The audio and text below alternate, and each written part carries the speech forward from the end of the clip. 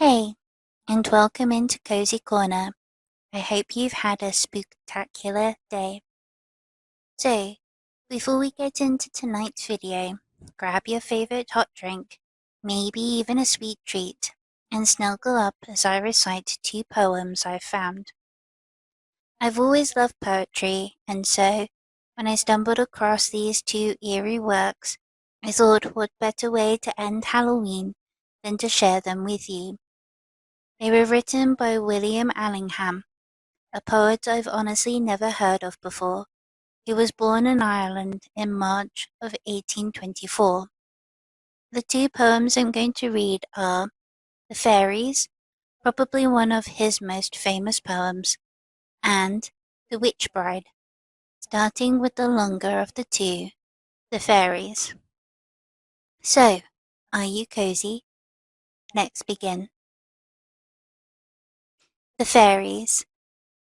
Up the airy mountain, down the rushy glen, we daren't go a-hunting for fear of little men. Wee folk, good folk, trooping all together, green jacket, red cap, and white owl's feather. Down along the rocky shore some make their home. They live on crispy pancakes of yellow tide foam.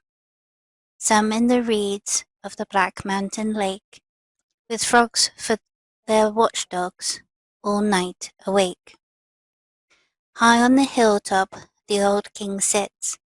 He is now so old and grey, he's nigh lost his wits.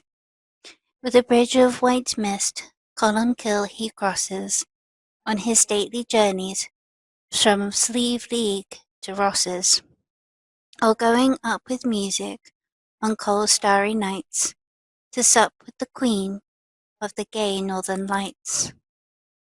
They stole little Bridget for 7 years long. When she came down again, her friends were all gone. They took her lightly back, between the night and morrow. They thought that she was fast asleep, but she was dead with sorrow.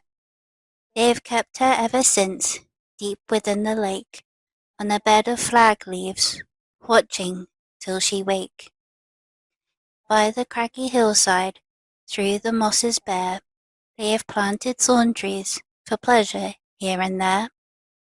Is any man so daring as dig them up in spite? He shall find their sharpest thorns in his bed at night.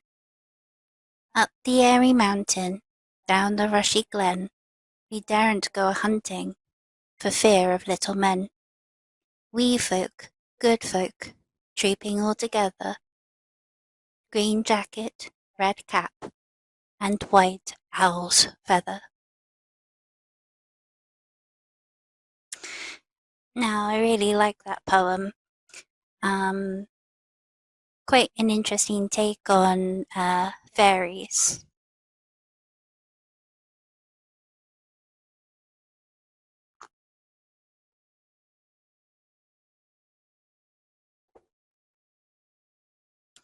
Now, on to the last poem.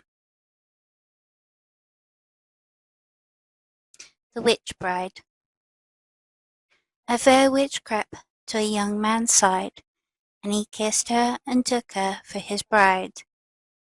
But a shape came in at the dead of night, and filled the room with snowy light. And he saw how in his arms there lay a thing more frightful than mouth may say. And he rose in haste and followed the shape, till morning crowned an eastern cape.